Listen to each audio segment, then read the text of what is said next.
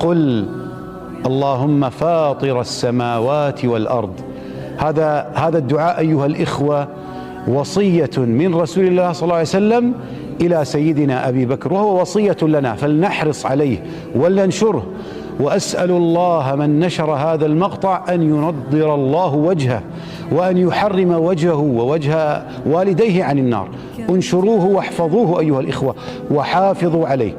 قال له صلى الله عليه وسلم: إذا أصبحت وإذا أمسيت وإذا أخذت مضجعك قل اللهم فاطر السماوات والأرض عالم الغيب والشهادة رب كل شيء ومليكه، أشهد أن لا إله إلا أنت، أعوذ بك من شر نفسي ومن شر الشيطان وشركه أو وشركه، وفي رواية أن أقترف على نفسي سوءا أو أجره إلى مسلم.